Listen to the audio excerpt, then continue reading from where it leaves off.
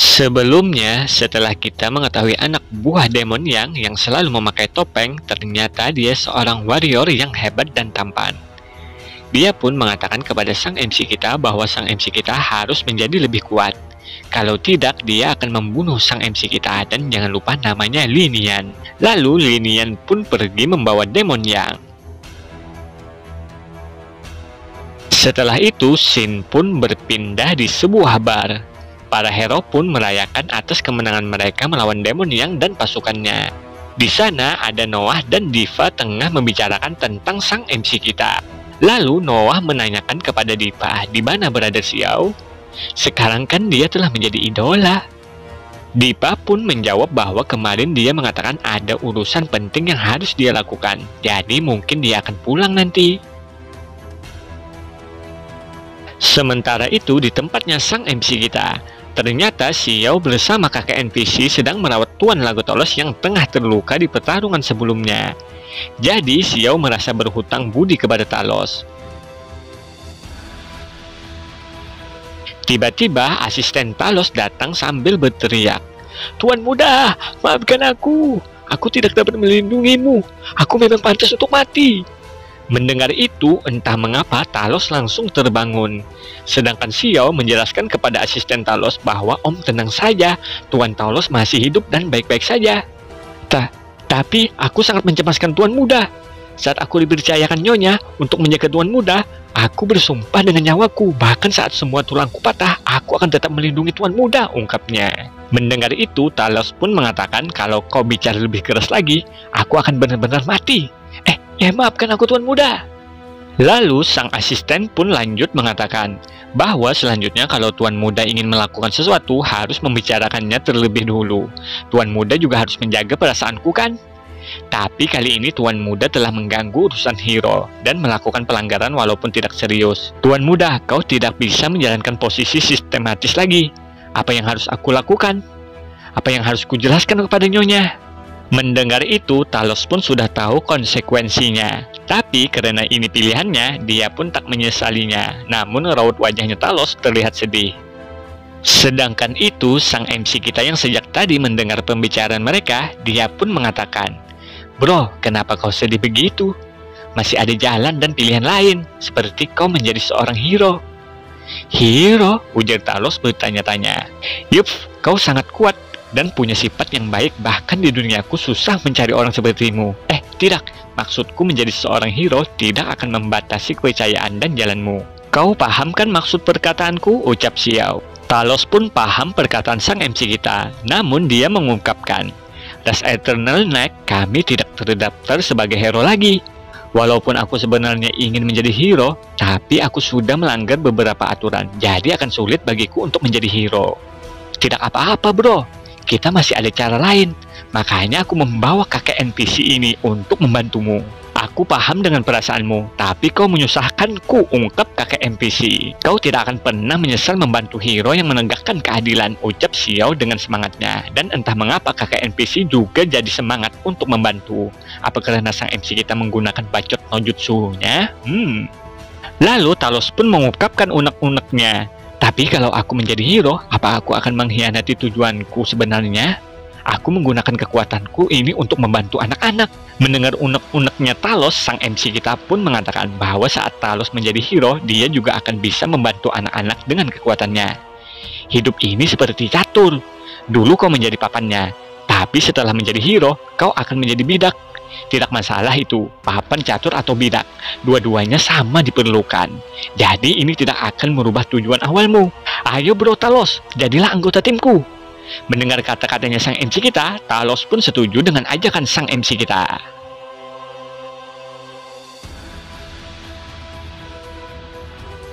Setelah itu, Shin pun berpindah di sebuah bebukitan. Di sana ada Linian dan Demon Yang. Demon Yang pun mengatakan kepada Linian bahwa dulunya dia tidak mempercayai Linian saat kakaknya mengirim dia untuk membantunya.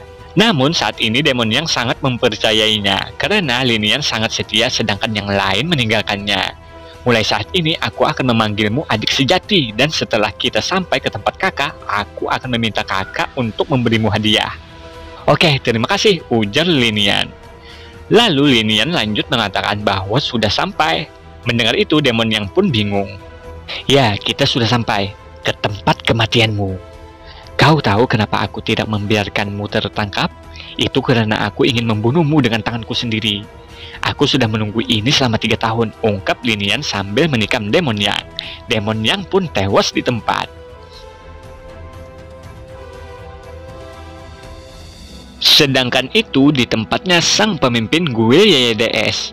Di sana anak buahnya sangat mengkhawatirkan Tulayang karena telah menjatuhkan sebuah gelas secara tiba-tiba. Anak buahnya pun menanyakan apakah Anda sedang sakit? Tapi Tulayang pun menjawab bahwa dia tidak apa-apa. Hanya saja seperti ada yang mengganggu perasaanku.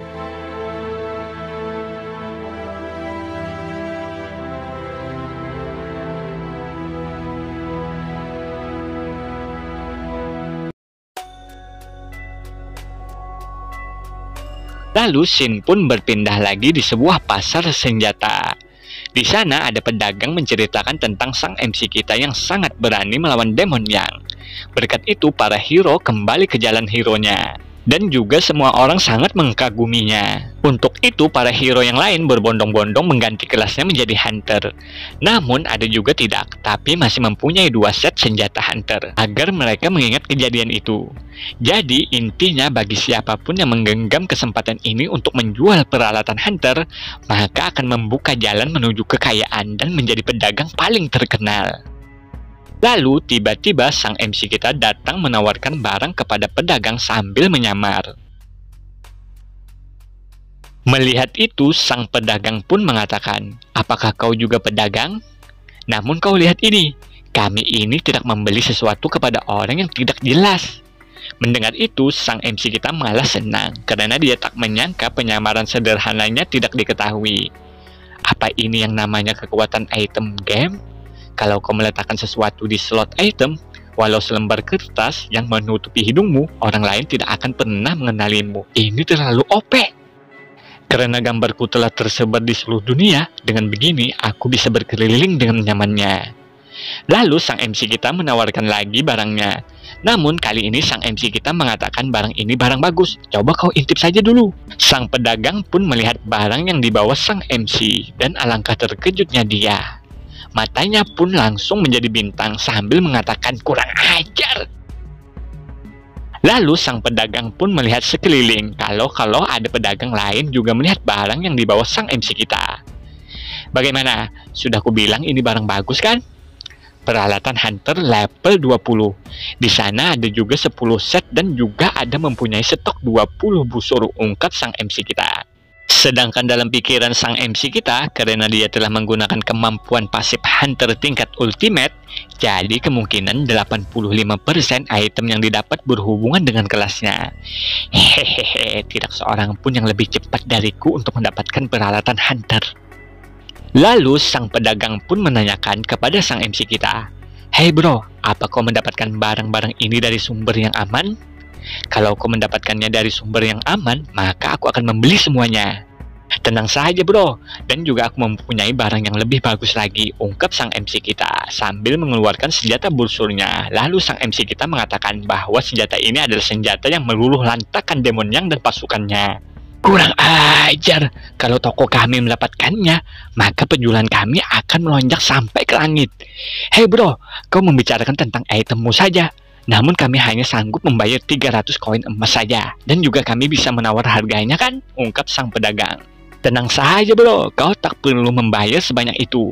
Kalau kau berdagang denganku, kau akan bangkrut. Namun sebaliknya, kalau tidak, kau akan rugi. Jadi begini saja, aku hargai setiap item dengan 1 koin perak," ungkap sang MC kita. Mendengar itu, sang pedagang pun terkejut. "Apa kau bercanda bro? Hanya dengan 1 koin perak?" Tunggu. Kurasa kau salah paham.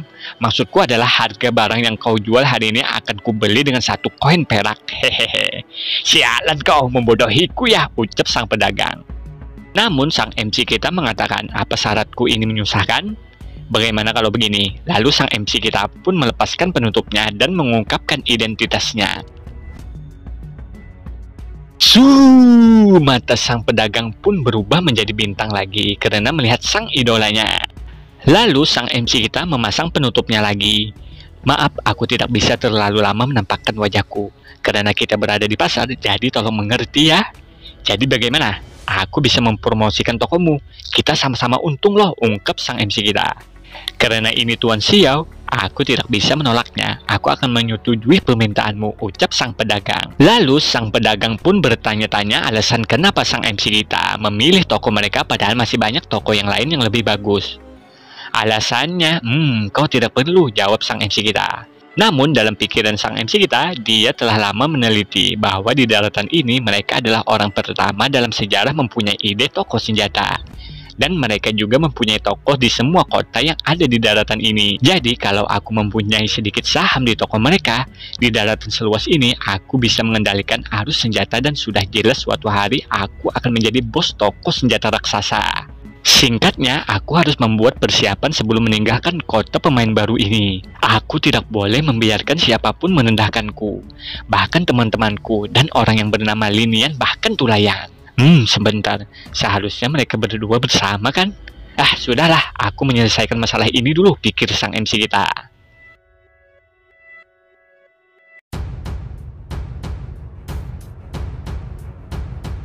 Setelah itu, scene pun berpindah di sebuah gunung.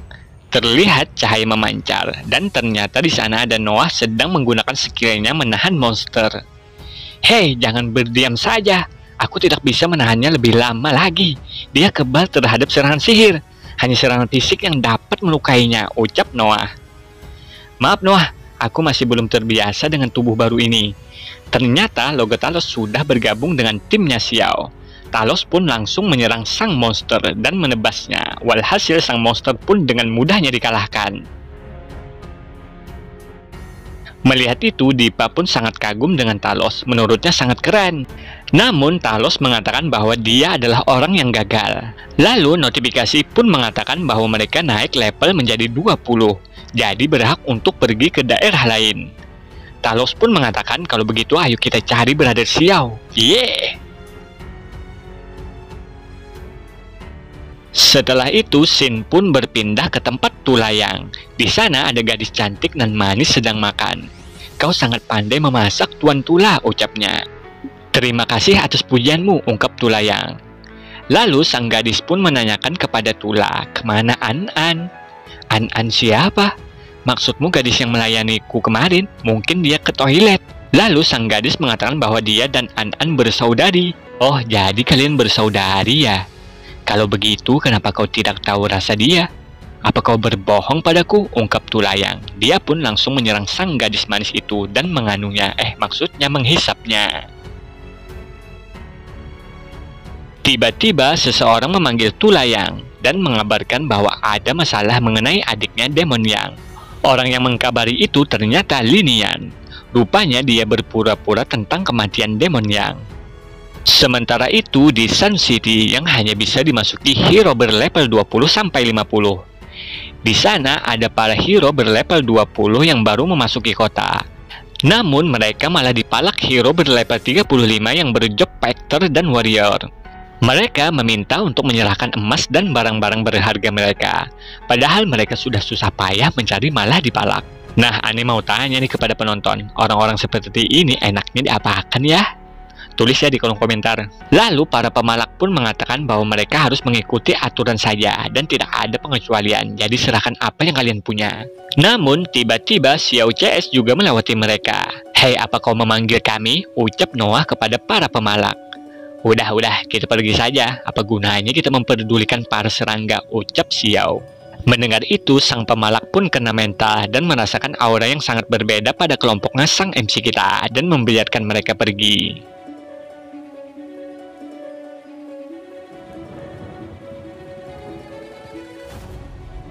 Setelah itu, Xiao CS pun sampai ke tujuan mereka. Talos pun mengatakan walaupun bukan kota utama, namun tempatnya sangat terpencil. Sedangkan Noah menunjukkan ke arah sesuatu. Lihat di sana teman-teman. Kalian benar-benar tidak sopan. Aku sudah lama menunggu kalian. Jadi kau ya hero Xiao yang dirumorkan itu, yang telah meluluh lantakan guild YYDS-ku di desa pemula. Tapi semuanya sudah selesai. Katakan, apa yang kalian lakukan kepada adik tercintaku Demon Yang? Sampai-sampai dia jadi seperti itu, ucap Tulayang. Tulayang pun dan pasukannya mulai mengintimidasi kelompok Xiao sambil mengeluarkan skill terbangnya.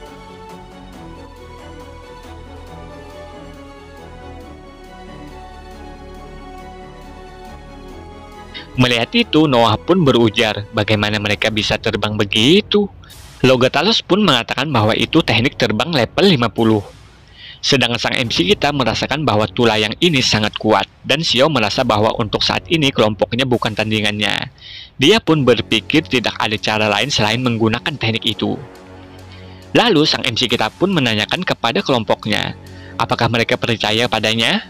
Hei, kenapa kau menanyakan hal seperti itu, bos? Ungkap Noah.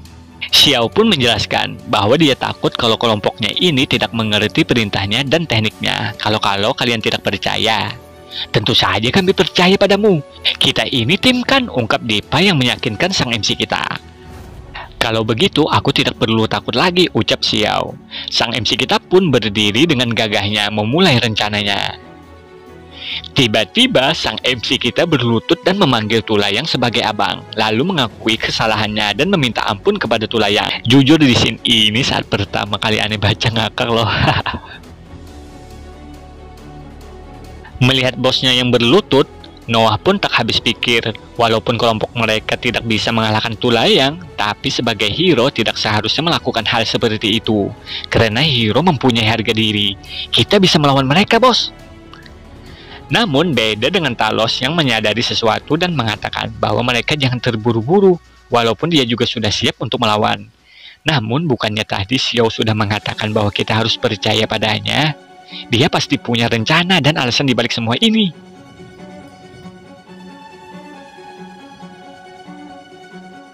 Setelah itu, sang MC kita pun berpikir dan menyadari bahwa dengan kekuatan Tulayang saat ini, dia bisa saja membunuh kelompoknya dalam sekejap. Tapi karena dia telah membawa pasukannya yang dia anggap saudara, sang MC kita pun menduga bahwa Tulayang ini tidak menginginkan nyawa mereka, melainkan ingin mengembalikan harga dirinya.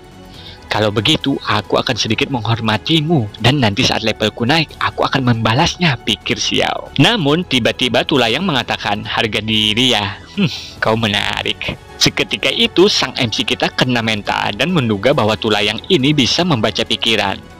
Lalu Tulayang pun lanjut mengatakan bahwa sang MC kita ini tidak perlu overthinking, karena nyawa bukan berada di tanganmu. Aku cuma bisa mengatakan rencanaku adalah menghabisimu. Kau yang membunuh demon yang kan, ungkap Tulayang. Sang MC kita pun terkejut mendengar demon yang telah mati. Melihat Xiao yang terkejut, Tulayang pun menduga bahwa bukan sang MC kita yang melakukannya. Dia pun merubah rencananya sambil mengatakan bahwa tadi Xiao mengatakan hal yang menarik. Seorang laki-laki bijaksana pasti akan melepaskan kesalahan masa lalu. Jadi hero Xiao, kau salah satu pelintas juga kan? Mendengar Tulayang mengatakan soal pelintas, Xiao pun sangat terkejut sambil mengatakan, apa bukan aku satu-satunya pelintas? Kenapa Dewi itu melibatkan banyak orang? Apa dia mendapatkan komisi? Atau apa dia sedang kejar target seperti Bang Jeb yang membawakan cerita ini? Lalu Tulayang pun mengatakan bahwa sang MC kita ini pasti orang pintar kan? Bagaimanapun juga seharusnya kau sudah pernah mendengar pepatah, kau melakukan dosa kalau kau tidak menundukkan kepala di depan orang yang lebih kuat. Noah pun sangat bingung apa yang sedang sang MC kita dan Tulayang bicarakan.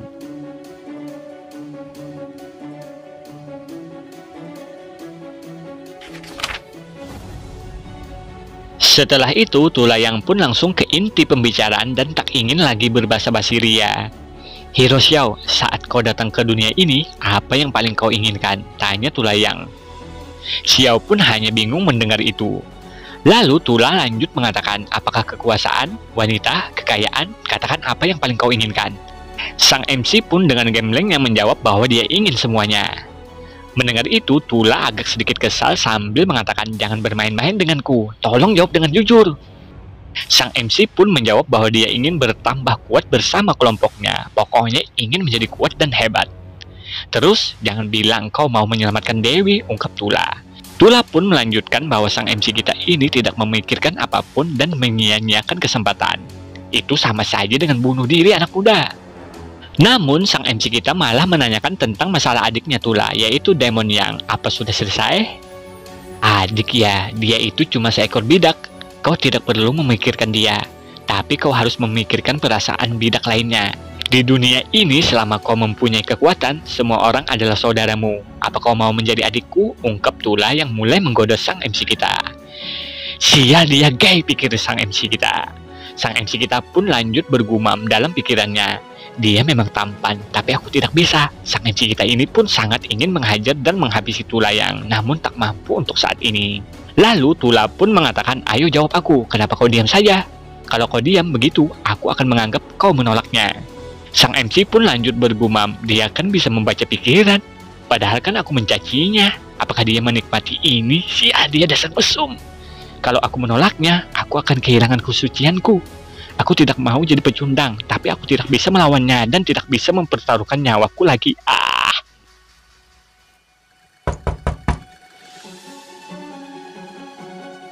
Namun tiba-tiba pintu terbuka. Ternyata itu Linian. Dia pun langsung menanyakan kepada bosnya Tula, kenapa sang MC kita ini masih hidup? Karena dia demon yang mati. Namun Tula mengatakan, apakah ada masalah kalau sang MC masih hidup? Ya tuan, kalau begitu biarkan saya yang membunuhnya. Saudara kita sedang menunggu balas dendam, ungkap Linian. Sedangkan itu sang MC kita malah merasa lega atas kedatangan Linian yang menurutnya sangat keren saat membuka pintu tadi. Apa kau sedang mengajariku, Linian? Tanya Tula yang terlihat sedikit kesal karena kesenangannya terganggu. Saya tidak berani tuan, jawab Linian. Karena kau tidak berani, keluarlah. Selain itu, ada yang harus kuberitahu padamu. Kau pikir siapa yang memberimu hidup? Sekarang Xiao adalah tamu kehormatanku. Ingat itu, dan jangan lupa identitasmu, Linian, ucap Tula. Linian pun meminta maaf atas kecerobohannya, lalu dia pun pergi. Sedangkan sang MC kita mengharapkan Linian jangan pergi, karena bisa-bisa dia tidak bisa mempertahankan kesuciannya. Namun, tiba-tiba Tula mengatakan bahwa Xiao boleh pergi, karena dia sedang tidak ada mood lagi, dan juga bawahannya tidak akan berani kasar terhadap Xiao CS. Tapi Tula menyarankan bahwa Xiao agar tetap dalam radar pandangannya. Oke, terima kasih Abang Tula. Tula pun tak menyangka dengan situasi sang MC. Tapi dari sekarang bekerjalah di bawahku, dan aku akan memberitahumu saat aku sudah mempertimbangkannya. Tapi kalau kau punya pikiran buruk, aku akan memakanmu, ungkap Tula. Mendengar itu, Xiao pun berpikir, apakah ini kode untuk mengambil kesucianku? Jangan khawatir Abang Tula, aku dan teman-temanku bisa diandalkan. Aku akan pergi sekarang, ungkap Xiao sambil pergi meninggalkan Tula. Sang MC kita ini pun merasa sangat beruntung karena tidak terjadi apa-apa padanya.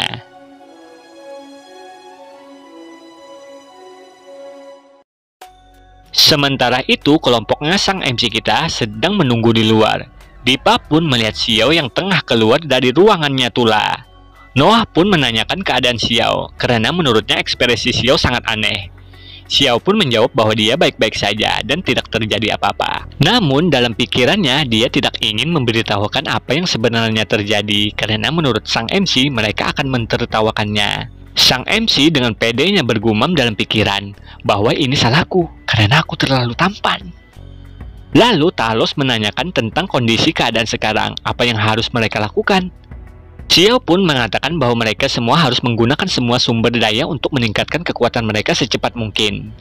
Besok kita akan pergi ke dungeon dan kesampingkan misi utama kita, karena aku punya rencana baru. Bagaimanapun kita perlu lebih banyak informasi, kenali diri dan musuhmu. Keesokan harinya di dekat gerbang dungeon, di sana ada seseorang bernama Jian yang tengah teriak-teriak mencari seorang gadis untuk bergabung ke tim yang ingin memasuki dungeon untuk 8 orang. Tiba-tiba seseorang datang menghampirinya dan menanyakan bagaimana bisa kau belum menemukan seorang gadis untuk bergabung ke tim kita. Ini sudah beberapa hari loh, ucapnya yang ternyata wakil ketua guild TT, levelnya pun 45 tipe mage.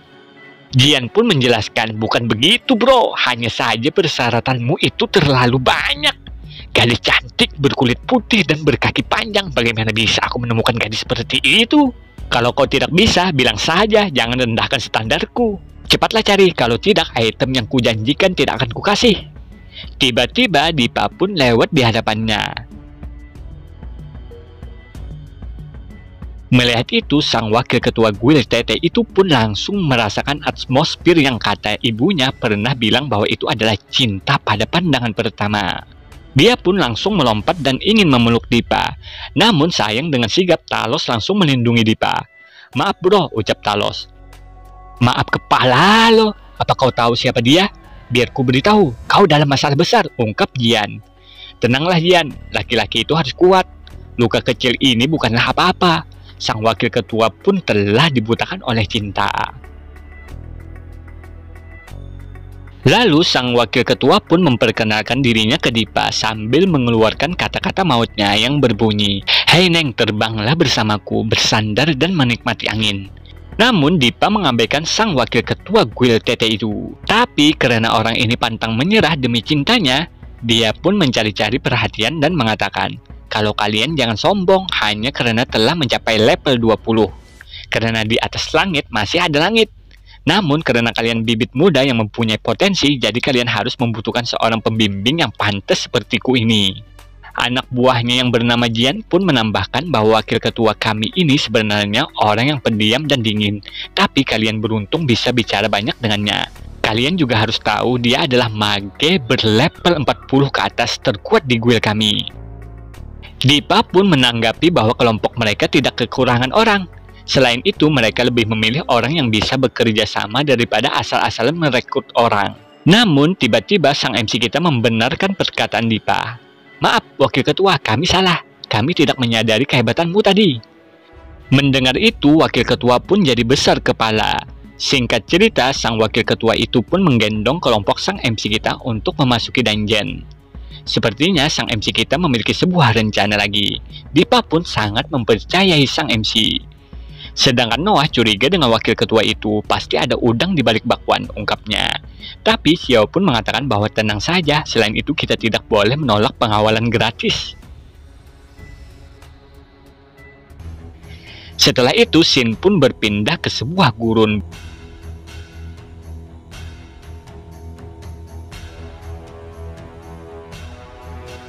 Di sana, Talos pun berbicara mengenai keadaannya, bahwa dia tidak bisa merasakan aura membunuh di tempat gurun ini. Xiao pun mengatakan bahwa Talos tenang saja dan menunggu. Menurutnya saat ini tidak akan ada bahaya. Namun lihat di sana, ada orang yang harus lebih kita cemaskan. Ternyata di sana ada Dipa yang tengah digombalin sang wakil ketua. Menurut Noah, sang wakil ketua ini adalah orang yang mesum. Namun menurut sang MC kita, orang ini adalah orang yang lemah yang tidak becus menjalankan pekerjaan, tapi masih ingin tetap dihargai. Tapi membuatku penasaran adalah, apa kau tidak keberatan sama sekali? Tanya Talos ke Xiao. Hah? Xiao pun bingung kenapa dia harus keberatan. Dalam pikirannya Talos, Xiao ini kalau sebagai seorang hero memang sangat cerdas dan kuat, tapi sebagai laki-laki dia cukup bodoh.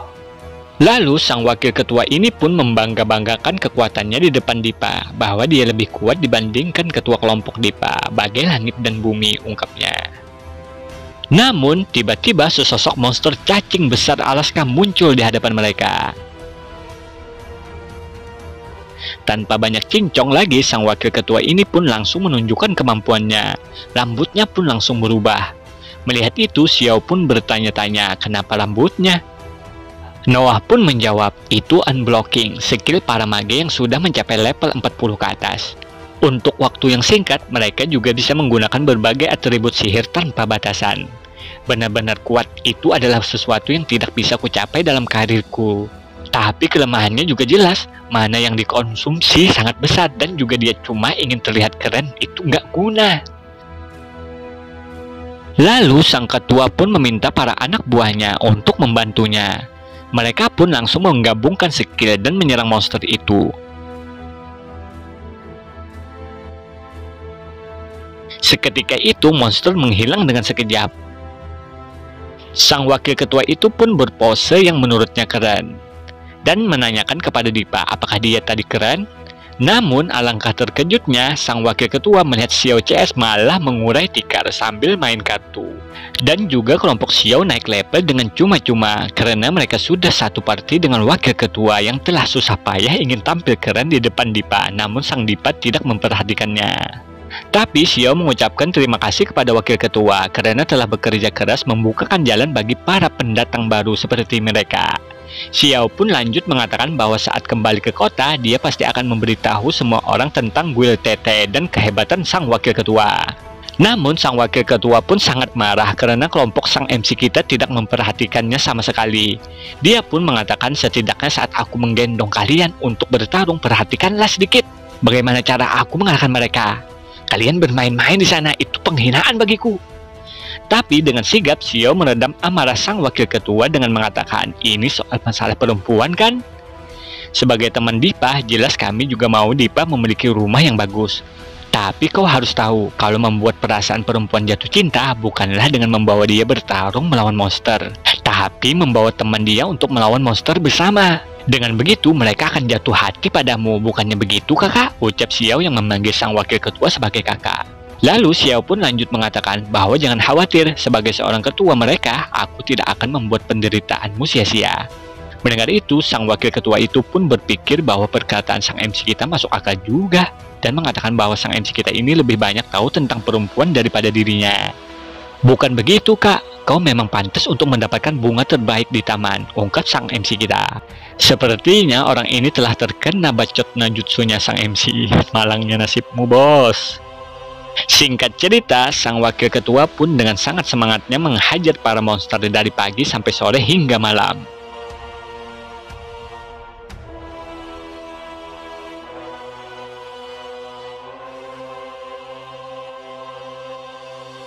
Dia pun bergumam, walaupun ini hanya dungeon level 40, tapi sulit kalau melawan monster dengan cuma 3 atau 4 orang. Tapi untuk perempuan, aku tidak rugi. Jian pun tiba-tiba melaporkan kepada wakil ketua bahwa kelompok Xiao mau pergi. Lihat, itu mereka akan pergi. Sang wakil ketua pun berteriak, berhenti kalian, kalau tidak aku akan membunuh kalian semua. Apa yang kau mau dariku? Ucap Xiao. Sang ketua pun merasa kesal dan menagih apa yang telah sang MC janjikan kepadanya. Terus kalian pergi begitu saja? Apa kalian mempermainkanku? Ya, apa kau baru sadar? Ungkap Xiao. Sang wakil ketua pun sangat marah dan langsung mengeluarkan skill gabungannya, menyerang kelompok sang MC.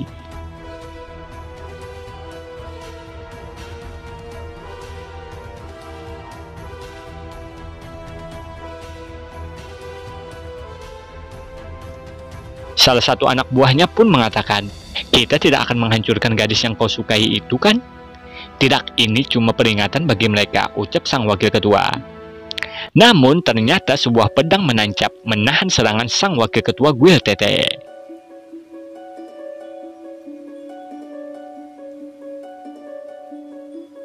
Cuma segitu ya? Menyingkirlah. Aku tidak peduli siapa kau dan siapa yang mendukungmu. Jangan salahkan aku kalau kasar, karena kalian melukai teman-temanku. Mendengar itu, sang wakil ketua Guild TT pun hanya tertawa terbahak-bahak dan mengatakan, kalian hanyalah pendatang baru. Jadi aku akan memberikan kalian kesempatan. Serahkan gadis itu, terus pergi. Aku akan berpura-pura ini tidak akan pernah terjadi. Kalau tidak, diamlah, itu tidak mungkin, ucap Xiao. Kau berani juga, tapi kalian lemah. Memang benar kami ini lemah dan tidak terlalu kuat. Tapi melawan pemain tingkat 2 sepertimu, kekuatan kami sudah lebih dari cukup, ungkap Xiao. Mendengar itu, sang wakil ketua pun mengatakan bahwa sang MC hanya menggetak. Itu tidaklah cukup. Kalian semua akan mati. Menggertak, tapi lihat ini dulu, ucap Xiao. Melihat itu, sang wakil ketua pun terkejut. Ternyata Xiao dan kelompoknya memakai item Magic Hat, Magic Robe, dan Magic Cloak. Membuat ketahanan fisik dan ketahanan sihir mereka pun meningkat sangat pesat. Hahaha, apa kau dapat membunuh kami? Rata-rata ketahanan sihir kami sekarang lebih dari 200. Aku mau lihat kekuatanmu sekarang. Bagaimanapun tidak ada aturan kalau hunter tidak bisa memakai item mage. Hal pertama yang bisa dilakukan di dalam dungeon adalah mendapatkan tim mage. Bagaimanapun semua monster sudah diidentifikasi. Tapi untuk melawan hero lainnya, lupakan saja. Apa otakmu masih sehat? Dasar bodoh, ucap Xiao. Sang wakil ketua itu pun sangat marah mendengarnya dan ingin membuat sang MC kita mati dengan sangat mengenaskan. Dasar penjahat. Mungkin aku penjahat, tapi kau bukan laki-laki sejati, ungkap Xiao. Lalu sang wakil ketua pun memerintahkan anak buahnya yang menggunakan busur panah untuk menyerang. Namun tiba-tiba pet dari sang MC kita keluar dan langsung menerkamnya. Lalu sang wakil ketua pun bertanya-tanya, karena sang MC kita ini baru mencapai level 30, bagaimana mungkin dapat membeli 4 item magi sekaligus? Itu karena aku kaya, ungkap Xiao.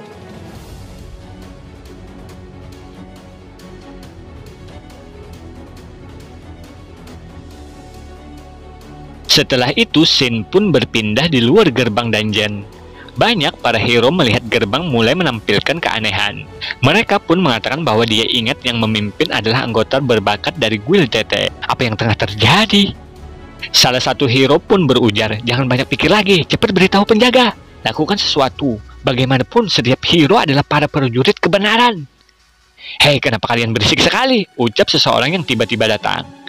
Salah satu hero pun menyadari saat melihat dua kuncir di rambutnya. Dia adalah ketua guild Tetek. Apa yang akan dilakukannya? Apakah dia ingin menyelamatkan wakil ketuanya?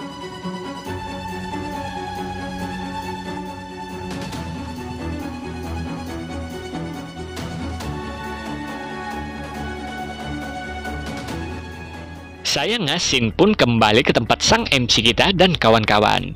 Di sana, rupanya sang MC kita sudah mengalahkan wakil ketua guild TT. Lalu dia pun dipukul sang MC agar bangun dari pingsannya.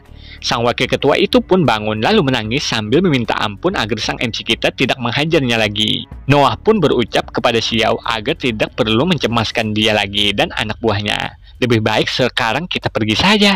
Begitu ya. Tapi pada akhirnya dia hanyalah seorang yang dipenuhi nafsu, ungkap Xiao. Xiao pun lalu memerintahkan wakil ketua guild TT itu untuk memanggil anggota guildnya agar mereka semua keluar dari dungeon ini. Kalau tidak mau, aku akan menghancurkan tubuhmu, ancam Xiao. Aku paham, brother, jawab sang wakil ketua. Noah pun tak habis pikir kenapa Xiao bersikap terlalu baik kepada pecundang ini. Xiao pun mengungkapkan bahwa mereka tidak boleh terlalu banyak musuh sebelum masalah dengan guild Yayades. Sang wakil ketua guild TT pun setuju dengan ucapan sang MC kita. Ya jelaslah setuju karena nggak mau dihajar. Lalu dia pun membangunkan anggotanya agar mereka semua dengan segera keluar dari dungeon. Tiba-tiba notifikasi peringatan pun muncul dan mengatakan bahwa mereka semua sudah melewati batas waktu dungeon. Untuk itu penghukum pun akan muncul.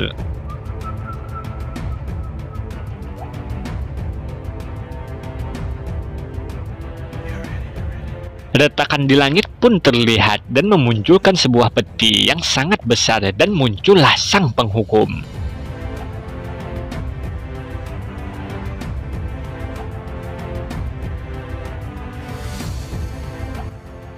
Lihat itu, sang wakil ketua guild TT pun kena mental dan menurutnya mereka semua sudah selesai karena itu adalah sang. Xiao pun bertanya-tanya apakah dia pernah melihat sang penghukum itu sebelumnya dan apakah dia benar-benar kuat. Hah? Kamu nanya? Tidak, aku belum pernah melihat dia sebelumnya. Namun aku cuma tahu dari kabar kalau para hero yang kehabisan waktu di dungeon tidak akan pernah keluar hidup-hidup. Noah pun melihat data panel sang penghukum dan alangkah terkejutnya dia melihat bahwa levelnya 99 dan memiliki elemen kegelapan. HP-nya pun begitu tinggi. Menurut Noah, mereka semua hanya akan menunggu aja dan mustahil untuk mengalahkannya. Xiao pun terlihat panik, namun dia bergumam bahwa harus tenang. Lalu dia pun melihat bahwa gerbang dungeon telah disegel. Xiao pun mengatakan kita tidak perlu takut, karena dia bos terus terang saja dia adalah cambuk bagi para hero. Namun dalam pikirannya, karena dia adalah ketua jadi dia tidak boleh panik. Sial, aku tidak bisa mengendalikannya. Jangka waktu ini, siapa yang membuatnya? Lalu Xiao pun menyadari karena sang penghukum ini beratribut kegelapan, dia pun meminta bab kepada Dipa dengan sihir cahayanya dan mengetes sejauh mana kekuatan sang penghukum. Tanpa pikir panjang lagi, Dipa pun menggunakan sihir cahayanya. Xiao pun langsung menyerang sang penghukum, serangannya pun melesat.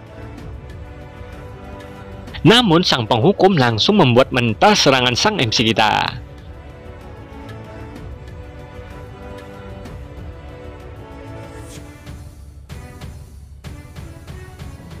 Melihat itu, sang MC kita pun tak percaya, serangannya langsung mental. Pelindungnya sangat kuat. Sialan, lucon macam apa ini, gumamnya. Setelah itu, Talos pun langsung melesat menyerang dengan pedang andalannya, namun ditangkis sang penghukum dengan mudahnya. Pedang Talos pun seketika itu patah.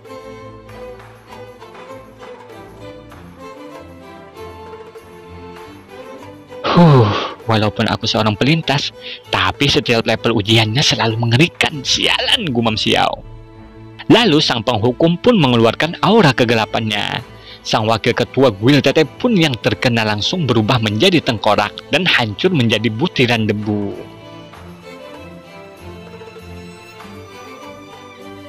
Sang penghukum pun mulai berancang-ancang untuk menyerang kelompok sang MC. Xiao pun meminta kepada Dipa untuk mencoba menghentikan serangan sang penghukum itu. Seperti biasa, kalau Xiao yang meminta, dia pun langsung mencoba untuk menahan serangan sang penghukum dengan sihir pertahanan cahayanya.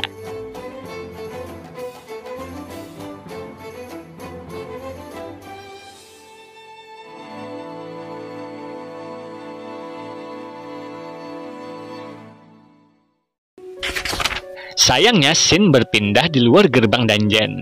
Salah satu hero yang melihat efek dari gerbang pun berucap, pertarungan macam apa yang terjadi di dalam sana? Sang ketua atau presidennya Guild Tete pun berpikir, pasti itu ulah sang penghukum itu lagi. Dia pun mulai bergerak, walaupun mengalahkannya dirasa tidak mungkin, tapi setidaknya dia masih dapat menyelamatkan seseorang. Aku benar-benar berharap suatu hari nanti dapat mengalahkannya. Melihat itu, salah satu hero berucap, siapa si pendek itu? Apa yang akan dilakukannya? Temannya pun mengatakan bahwa temannya itu bodoh, dia itu adalah presidennya Guild Tete. Katrina pun menyadari ada yang membicarakannya di belakang. Dia pun langsung mengatakan, hei, apakah kalian sedang membicarakanku? Apa kalian percaya kalau aku akan membunuh kalian? Mendengar itu, hero yang tadinya tidak mengenal dirinya itu pun langsung merinding ketakutan. Namun karena meladeni para hero cesurut ini membuang banyak waktu, Katrina pun menghela napas dan langsung memasuki gerbang dungeon untuk melihat keadaan. Setelah dia masuk, alangkah terkejutnya dia bahwa sang penghukum telah dikalahkan oleh sang MCCS.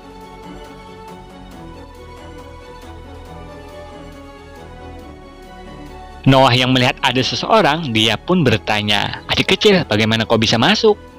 Hah? Adik kecil? Sialan. Seharusnya aku yang bertanya, siapa yang bertanggung jawab di sini? Tanya balik Katrina. Xiao pun langsung mengatakan bahwa dia adalah ketuanya dan dia yang bertanggung jawab. Jadi kau siapa adik kecil? Ungkap Xiao yang juga ikut memanggil adik kecil. Katrina pun mengatakan bahwa jangan memperdulikan siapa dia. Dia hanya ingin tahu siapa yang mengalahkan sang penghukum. Sang MC kita pun menyadari bahwa adik kecil ini ingin mengetahui strategi untuk mengalahkan sang penghukum. Namun sang MC kita ini ingin melakukan sebuah negosiasi. Mendengar itu, Katrina pun langsung memperkenalkan dirinya bahwa dia adalah presidennya Guild Tete. Dan juga berani-beraninya sang MC bernegosiasi saat dia bertanya. Lagi pula kalau sang MC mau memberikan informasi tentang cara mengalahkan sang penghukum, maka itu sama halnya dengan menyelamatkan banyak para hero. Namun sang MC kita mengabaikan Katrina dan ingin lanjut nguli. Melihat itu, Katrina pun kesal dan tidak bisa apa-apa. Dia pun mengikuti apa yang sang MC kita mau. Nah gitu dong Tuan Presiden Guild Tete. Bagaimanapun juga tidak mudah untuk mengalahkan sang penghukum, ungkap Xiao. Cepat beritahu maumu apa, selagi aku masih sabar, ungkap Katrina. Aku tidak minta banyak, aku hanya ingin kau memberikanku 10.000 koin emas, ungkap Xiao. Nah, sedikit flashback. Di sini pun kita mengetahui cara sang MC kita mengalahkan sang penghukum. Saat itu Dipa sudah dalam batasannya, dia pun memuntahkan banyak darah. Melihat itu sang MC kita pun panik. Dia pun harus tak mau mencari cara mengalahkannya. Sang MC kita ini pun berpikir keras. Karena dia adalah sebelumnya seorang gamer yang handal, dia pun menyadari soal tentang bos monster di dalam game. Sekuat apapun seorang bos, namun pada akhirnya akan jatuh di bawah pedang pemain dan menjadi pengalaman. Kalau kita mencari pengecualian, ini adalah plot kematian. Namun menurut sang MC kita, kalau soal sang penghukum seharusnya ini tidak mungkin plot kematian. Karena semua pemain melewati batas waktu dan soal kematian seharusnya dia tidak perlu ada. Jadi pasti ada sebuah jawaban. Berhadapan dengan makhluk kelas atas ini, jawabannya pasti ada pada dirinya sendiri. Kelemahannya pasti berada di tempat yang paling kelihatan. Sang MC kita pun menyadari saat melihat peti di belakang sang penghukum. Dan dia pun harus mencoba sekaligus bertaruh antara hidup dan mati. Lalu dia pun meminta Noah agar menyerang dan mengalihkan perhatian sang penghukum. Soalnya dia ingin mencoba sesuatu. Ini adalah pertaruhan yang besar, hanya beberapa detik saja. Sang MC kita pun mulai melesat menuju peti sang penghukum. Namun sang penghukum menyadarinya. Tiba-tiba Noah menyerang dengan sihir bola apinya, namun tak mempan. Untungnya itu membuat perhatian sang penghukum teralihkan, membuat sang MC kita berhasil ke tempat peti sang penghukum. Percayalah padaku teman-teman, semuanya pasti akan baik-baik saja. Xiao pun memasuki petinya. Kejar! Tiba-tiba notifikasi pun memberitahukan.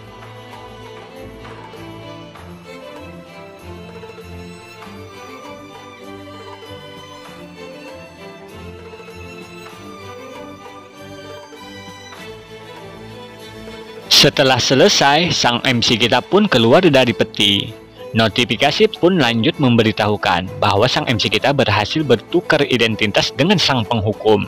Sekarang aku adalah bosnya, ucap Xiao, membuat sang penghukum kena mental.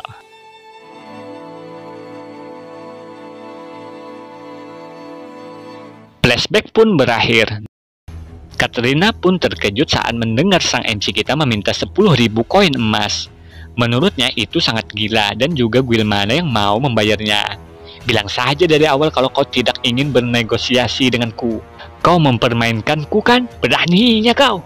Melihat Katrina marah, Xiao pun menenangkan. Tenang saja, kalau kau merasa tidak cocok dengan harganya, kau bisa menawarnya. Kalau begitu bagaimana dengan 2.000 koin emas? Ungkap Katrina. Deal, jawab Xiao. Katrina pun mendengar jawabannya sang MC begitu cepat, dia merasa dibodohi dan begitu sangat marah. Tapi seperti biasa sang MC dapat menenangkannya. Lalu mengatakan, bagaimana kalau mereka bekerja sama? Sebagai presidennya Guild Tete, apa Katrina tidak berpikir untuk menjatuhkan Guild YYDS? Mendengar penuturan sang MC kita, Katrina pun mengungkapkan bahwa dia adalah seorang warrior dan misinya adalah menegakkan keadilan, bukannya melawan hero lainnya. Kalau ini saja yang sang MC katakan, dia pun mau undur diri pergi. Lalu dia lanjut mengatakan, bagaimanapun itu adalah masalah yang berbeda. Dan 2.000 koinmu, datanglah ke guild kami. Sampai jumpa. Noah pun menyadari bahwa Katrina ini adalah orangnya keras kepala. Namun beda halnya dengan Xiao. Katrina ini adalah orang yang sangat mereka perlukan. Cepat atau lambat dia akan segera datang pada kita.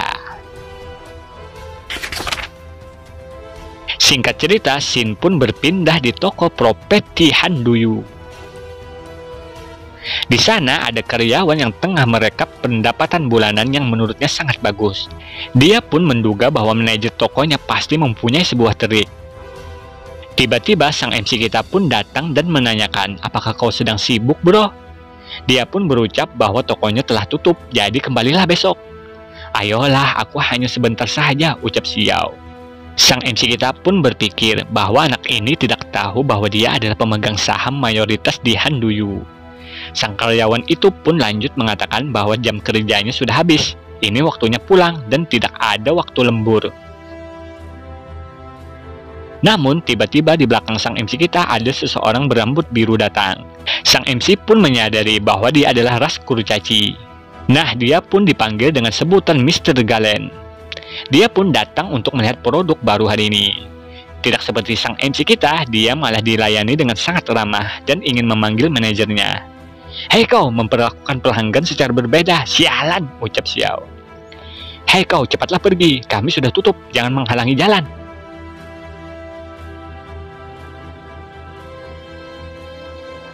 Sang MC kita pun sangat geram melihat tingkah karyawan yang tidak punya akhlak ini. Lihat saja, aku akan mengungkapkan identitasku nanti, pikir Xiao. Setelah itu, sang manajer pun datang dan mengatakan, maaf menunggu lama Mr. Galen. Yang ternyata manajernya adalah Pak Tua yang sang MC kita kenal. Sang MC kita pun bertanya-tanya kenapa Pak Tua ini ada di sini dan juga bisa-bisanya dia menjadi manajer di toko ini. Bagaimana pekerjaanmu di desa pemula Pak Tua? Oh, nak Xiao ya. Hei, jawab pertanyaanku Pak Tua. Sambil tertawa, Pak Tua pun mengatakan bahwa harga barang-barang menjadi naik. Jadi aku mencari pekerjaan yang lebih baik.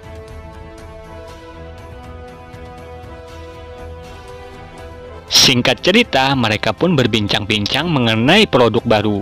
Lalu Pak Tua pun mulai serius ingin membicarakan bisnis dengan Mr. Galen. Namun Galen mengatakan apakah tidak apa-apa ada orang luar di sini? Sang MC kita pun kesal dan bergumam, sudah berapa kali ku bilang aku adalah bosnya. Setelah itu Galen pun langsung membahas ke intinya bahwa informasi kontak pembeli yang Pak Tua inginkan tidak bisa didapatkan karena dilindungi langsung oleh kuil YDS. Jadi Galen tidak bisa membantu, namun sebagai gantinya Galen memberikan rencana pembelian YDS untuk kuarter selanjutnya. Xiao pun bertanya-tanya bagaimana kau dapat mencurinya. Galen pun menjawab bahwa Xiao tidak perlu tahu dan juga mencuri itu terlalu kasar. Lalu Galen pun lanjut mengatakan walau kami tidak paham sepenuhnya tentang strategi YDS, tapi untuk kau yang mempunyai segalanya, cuma bisnis yang bisa membantumu. Tapi bagi kami strategi tidak ada hubungannya dengan kami. Yang harus kami lakukan adalah menghasilkan uang untuk bisa dan membuat hidup kami sendiri menjadi lebih baik. Lalu Pak Tua pun langsung melihat catatan rencana YDS yang diberikan Galen, yang menurutnya impor dan ekspornya sangat besar. Tidak heran kalau ini memonopoli. Sang MC kita pun langsung mengatakan pada Pak Tua, setidaknya aku sekarang adalah bosmu. Jadi apa kau bisa menjelaskan sedikit apa yang terjadi di sini?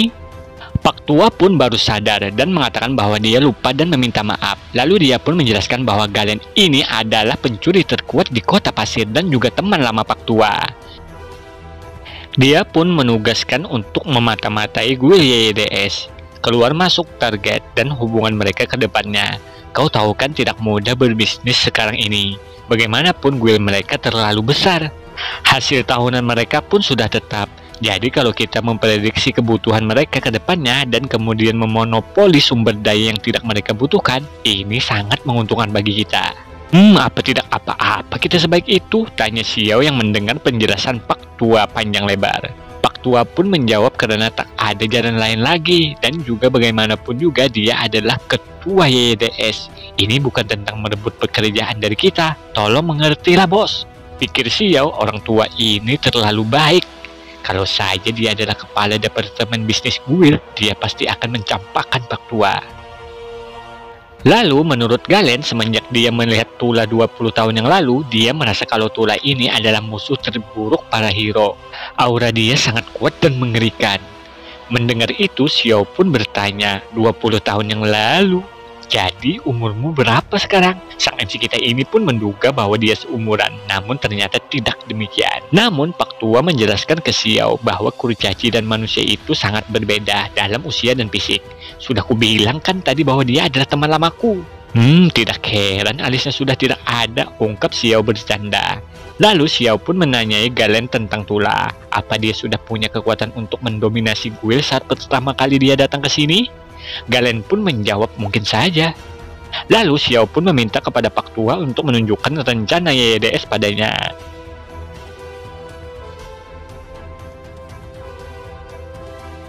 Melihat itu, Xiao pun menyadari bahwa Tula ini benar-benar seorang pelintas seperti dirinya. Tiba-tiba, karyawan yang sebelumnya tidak mengenal sang MC kita mengatakan bahwa ada seseorang sedang mencari bos Xiao. Nah, sekarang dia begitu sopan dengan sang MC kita. Apa sudah diberi pelajaran ya? Namun sayangnya sang pengarang tidak memperlihatkannya. Xiao pun menanyakan, apakah orang yang mencarinya adalah orang dari YDS? Iya bos Xiao, dia adalah komandan kesatria YDS. Mendengar itu, Xiao pun bergumam dalam pikirannya. Dia benar-benar cepat. Apa Tula yang tergesa-gesa untuk mendapatkanku? Singkat cerita, kita pun berada di tempatnya Tulayang. Tula pun bergumam sendiri kepada lukisannya Xiao. Apakah dia sudah mempertimbangkannya? Apakah kau akan berada di YDS? Tulayang pun lanjut bergumam. Posisi apakah yang Xiao mau di guild YDS? Nah, apakah yang akan terjadi kepada sang MC kita? Apakah dia akan bergabung di YDS atau dia mempunyai rencana lain?